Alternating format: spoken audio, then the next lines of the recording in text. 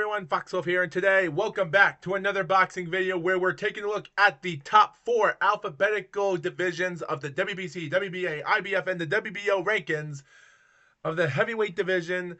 And for everything going on, this is going to be a doozy. Now, guys, before I get into this, I like to point this out that the WBA rankings were last updated on October the 31st. They always rank them before the final day or after the final day of each month, question mark. The IBF rankings were updated on November the 9th. And mostly, well, the WBO were ranked in October 25th was the last time they were on rankings. And the WBC, well, their last update was on October the 18th. So, considering that we don't know when they're going to be updated sooner enough, and after the reports of Artur Beterbiev, light heavyweight undisputed champion, called out Jake Paul for reasons why, because Jake Paul never fought in the light heavyweight, so good luck with that. Unless Artur Beterbiev wants to go to cruiserweight or something and vacate his belt. But at this moment, I'm thinking to myself, you might as well just have one more title fight in your career, Artur, and just retire next year. If that should be my guess. And for Daniel Dubois, well, IBF champion. He's now a 2-time champion. Like in 2022, he was WBA regular heavyweight champion. Like, don't get me wrong, guys. I still consider the WBA regular championship as a legit title. I still do. So I still consider it because it's a WBA. And even Manuel Charn's regular still counted for it. So, and even though it's been around for a long time, since 1962 and other belts, so yeah, why talk about the super champion? It doesn't really matter. I still consider Manuel Charr and Alexander Usyk as both major champions, and I still consider Manuel Charr as a 2-time heavyweight champion, or Mahmoud Achar, which people like to call him. So yeah, but yet again, Daniel Dubois calling out Jake Paul. Well, considering this, even if they do update the rankings on December in the next few weeks, at this moment, here's the thing. So guys, number 1 and number 2 are still not rated, but yet again, all weight classes in the IBF do have rated boxers that are not rated at number 1 and number 2. You'll have one that's rated number 1 and number 2, and the others might be rated not rated number 1. If you guys look up boxingscene.com/rankings and just scroll down all the weight classes in the boxing scenes, you'll be surprised. But yeah, you go to number 3, you have Ajit Kabayel. He's the man that deserves more of a shot. But then you have Martin Bakal at number 4. And at this moment, both Ajit Kabayel and Martin Bakal, like, they're in their game plan because they're both close to each other in fights. Like, Martin Bakal is number 1 in the WBA, which I say he's more deserving to be there. He proved himself with Jared Anderson, and I'm happy for him. He's number 3 in the WBO and WBC. Ajit Kabayel, well, he's in a different road. Like, he's number 5 in the WBA, and I'm like, yes, he's number 2 in WBC, 1 higher than Martin, but you go to number 4 in the WBO, he's 1 lower than him. So, and then you have him here in the IBF as well. So it makes you wonder, okay, well, there's chances that we might see a fight there. But yeah, again, guys, is there any money to see a guy that's from the country that a lot of people don't care about? Because just let you viewers know, Martin Bakal is not in a country where a lot of championship boxers are from. He's from a country of the Congo. Like, take that for what you will. And Ajit Kabayel, considering as a German, like, they're both from a different part of the country. And considering they both have their flops in their careers, but still, they've made some good changes in their career for the last couple of years. But yeah, again, I really can't say they deserve it, but yeah, again, they kind of do for the hard work. But what about Zhilei Zhang? Like, yeah, he's number 5 in the IBF. You put him way overboard when he's at number 2 in the WBO, and he kind of deserves more of being there at number 1 instead of Fury. Like, people are saying that, like, guys, this is my prediction. I'm predicting that if Alexander Usyk does defeat Tyson Fury in this number 1 spot, and the other spots, because Tyson Fury's not rated, because Fury's rated at number 1 in these 2 classes and 2 in the WBA. At the same time, Usyk might retire for good, and I'm thinking to myself, it's probably for the best. The money, it doesn't matter. And Zhang should be at this top right here. And if they do, and with Joseph Parker, and if the WBC, WBA, and WBO belts are vacant, and they decide to give it to Joseph Parker, they'll have let's just say they'll have a rematch with him and Zhang, and that would be great. Like, that's something I want to see in 2025, seeing Parker and Zhang. And Zhang's at number 2, and he's not even rated in the WBA, which I understand that. And him at the WBC at number 4, well, there are some interesting numbers here, but oh boy. The IBF Frank Sanchez, number 6.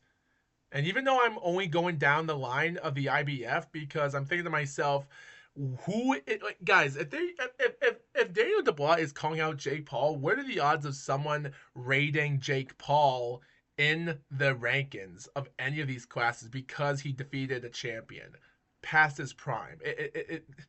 That's what I'm wondering. Like, if they rate him at number, oh yeah, it's gonna be friggin' hilarious if that's true.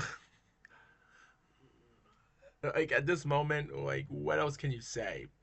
Because Frank Sanchez at number 6, I say good luck to him, because him being at 6 in the IBF and 10 in the WBC, and his loss against Agit Kabayel, I wish him good luck if he can recover, consider there were times I didn't know much about, loving everything about it, his career. But yet again, you look at it and, well, there might be some stuff that we might be missing here. But yet again, I do want to see if he can make a comeback. And if so, what fighter do you think he should take on? I think he should just take on a nobody fighter just to get himself warmed up in 2025. Like, have a couple fights. Maybe his first fight should be against a nobody. Just a guy to settle him and go like 3 or 5 rounds against someone. Knock the guy's butt down because he's just a potato can. Just to give Frank Sanchez a little bit of a heads up to warm himself up for another big fight, and then box against someone in the top rankings. That's what I think Frank Sanchez should do. But that's up for you viewers. Efe Ajagba, after his loss against Frank Sanchez, like a while ago, yeah, good luck at number 7. Like, I don't know, guys. I never give credit for Efe Ajagba. Yes, ever since the controversy with the Curtis Harper thing in 2018, and I don't think he's much of a talented person. Like, he gets knocked out easily, and he even complains how Frank Sanchez cheated while hitting him down, and it only took him a year to call that fight out that Frank cheated. But yeah, if you guys don't know the information, it's bad. And seeing Efe Ajagba at number 8 in the WBC and number 10 in the WBO, I wouldn't say that's accurate, but it's more accurate than anything else. I will say that. AJ, well, considering him in the WBO as well, both at 8, and him at number 6 in WBC, and yeah. I will say, though, guys, I'm not saying that Anthony Joshua's career might be that gone, but at the end of the day, guys, I think ever since he could not recover that much with the Andy Ruiz, and I think he was under pressure with the Daniel Dubois fight because he didn't want to lose, I look at it as it is what it is. Like, you lose a fight, you lose. And that's that. Filip Hrgović, also both in number 9 in these 2 alphabetical orders, even though he's number 11 in the WBC. I really can't say for certain why they ranked him away this far. Because, guys, after the controversy BS of the referee and all the bullcrap of them giving Dan Dubois the interim championship of the IBF and then Usyk vacated it, giving it to him, it's like, that's the most that's the most idiotic thing I've ever seen in boxing. They give the win to a British idiot because at this moment, we're tired of having British boxers being champions, and I'm even tired of Alexander Usyk fighting British fighters. It's annoying. Like, after his Tony Bellew win in his final cruiserweight title shot in 2018, He comes out, takes on a Chaz Witherspoon hype jobber dude, or a hype job guy in 2019. Takes on Derek Chisora from British 2020 in Halloween, wins. AJ 21 in 2022, and Daniel DeBlanc in 2023, and now he's fighting Tyson Fury twice in 2024. Like, this is the most dumbest thing. And no offense to the British people, they have great talent and great sponsors and great this or that for promoters and people building things up, but this is absurd.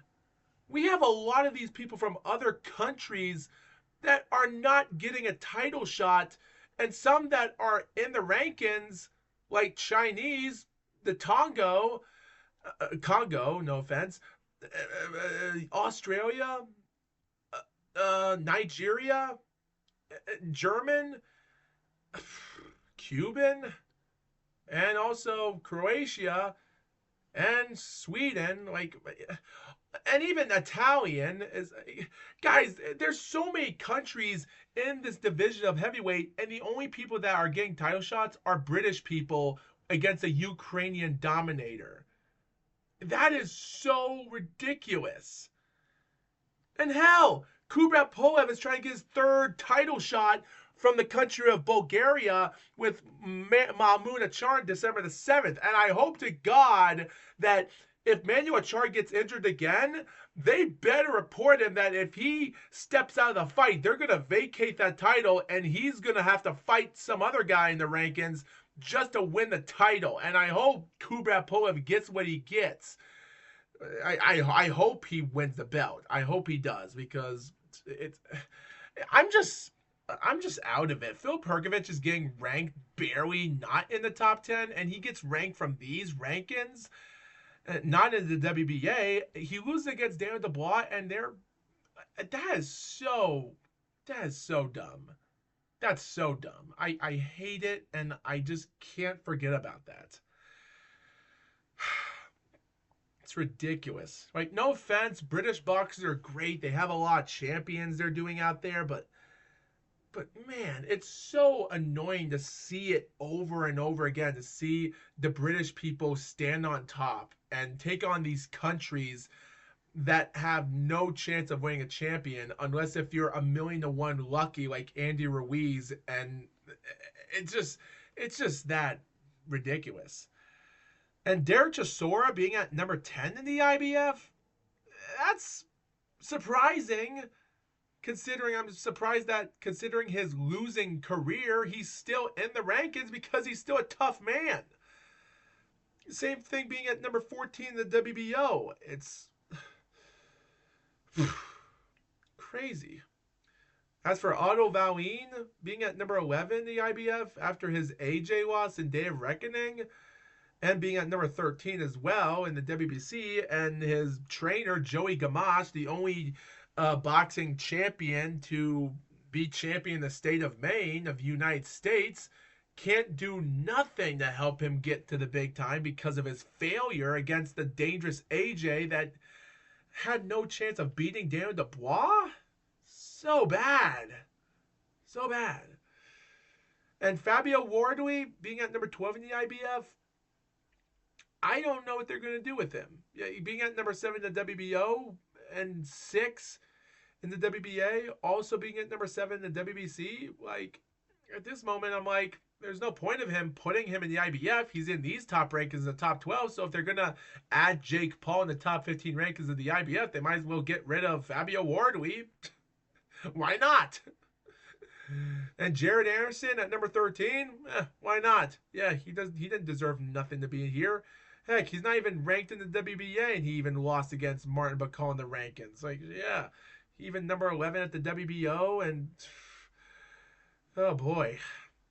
Now, guys, Guido Vianello, I couldn't know a lot of information about him. And guys, for some of these fighters being in the rankings barely, I would say good luck if they still have a chance of even getting a lucky title shot, or being like if Daniel DeBlanc doesn't get a fight against anyone in an event, and one of these people are going to be the late picks for Daniel DeBlanc's opponent. Good luck if Guido is like, he has nothing yet in his record resumes. Well, I wouldn't say that's the truth, but he hasn't had a lot of fights in his career. So, yet again, when I say that, I would say competition that should make him in the WBA or WBC or WBO. But the IBF, well, who knows? And as for Justice Hooney being at number 15, like him being at number 5 in the WBO, like I would say, yeah, but yet again, Justice Hooney, yet again, just like Guido, he has been taking on a good amount of winnings in his career, and he's been getting lucked on by good wins. But yet again, he still needs a lot more practice if he wants to take himself to the big time. But with Eddie Hearn holding him back in 2023 when they thought he was going to have more fights, but he only had one fight against a cruiserweight. And now he's fighting against, well, his last fight was against a guy that had a mediocre undefeated record, but yet again, it was a win nonetheless. Yet again, I don't know. I really don't know what to say. It's tough for me to explain.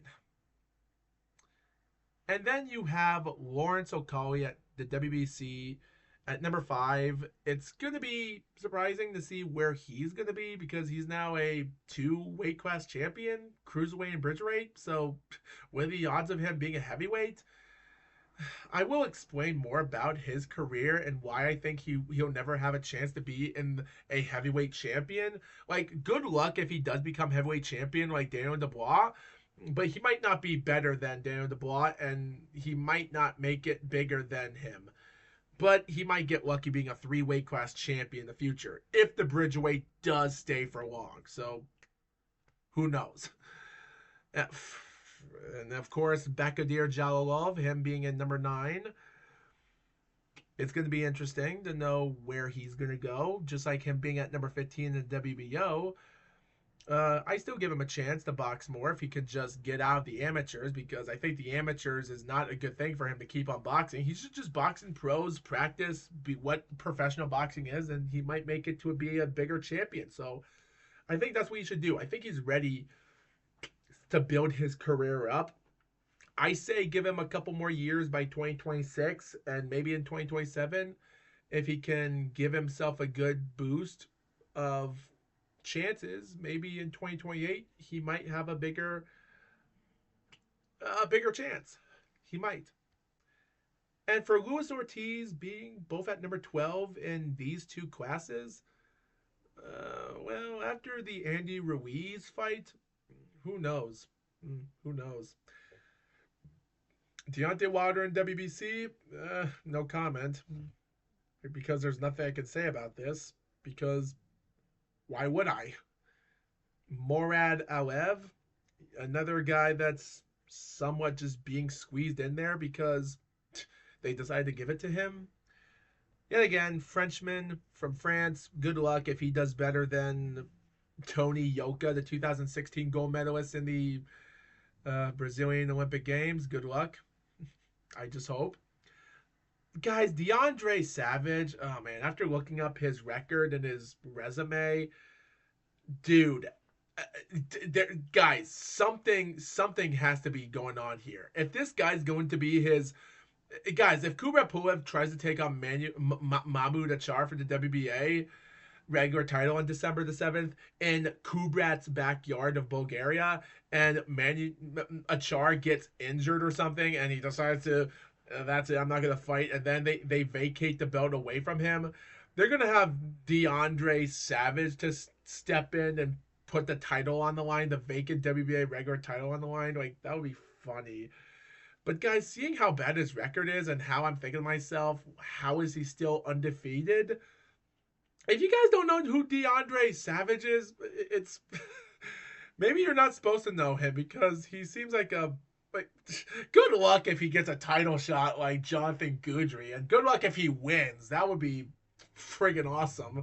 I'll be having a glass of a dry, I would have a great strawberry lime margarita with that guy if I see him win. It's crazy.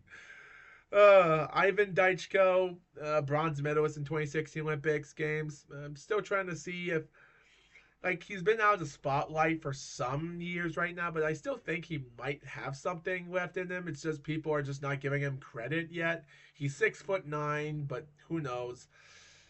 Drell Miller at number 13, yet again. I really don't know what to say about him. There's just nothing much to say about where he's going. Like Jarrell Miller, he's done. There's just nothing left to talk about him.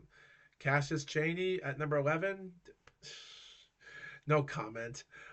And like I said, well, Moses Atama, he's still a young kid, being at number 10 in the rankings, and even in the WBA. He's even number 6 in the WBO. So good luck with him if he gets lucky. He's still a young kid, so let's give him a few more years just to take it easy, and then we'll see. He's actually in the sport a little bit young, but people might be thinking we're going to see another Mike Tyson in British boxing, but good luck if he does have a chance. Murat Gassiv, cruiserweight champion.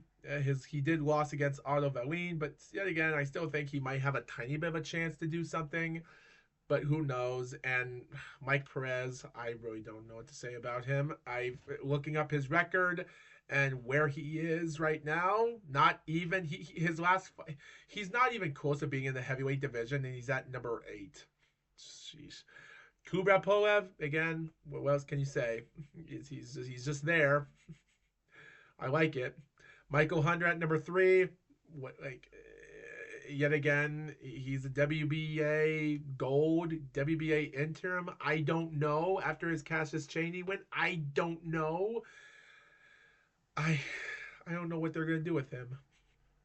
Lanier Peru, another young Cuban guy, which I'm still trying to give praise to, but I'm still trying to give him credit if he still has a chance. He's at number 4 in the WBA, so we'll see what happens. And also in the WBO, well, there's nothing much to talk about other than 2 guys.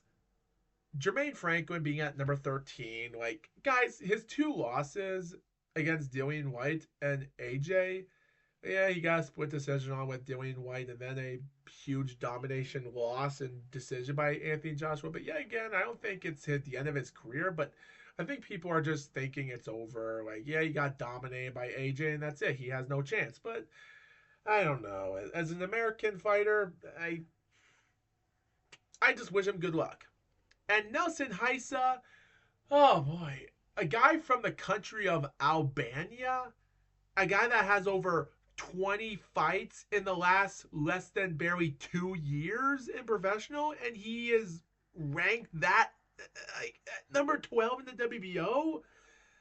Guys, I don't know how boxing is putting that type of energy into a guy that's barely out in his 40s, and I don't. This is crazy how they hyped up a guy. This is a hype job contender. So it's going to be crazy to know what. Like I said before, guys, you look these guys up on BoxRec, you'll be surprised of what their records are. And you know what, guys? My final thought is good luck. And also my other final thought is guys, the IBF rankings were rated on November the 9th this year. So they rate them in December with Jake Paul with Daniel calling out Jake Paul. Where's Jake Paul going to be in this? Let me know in the comments, and I'll see you later. Bye.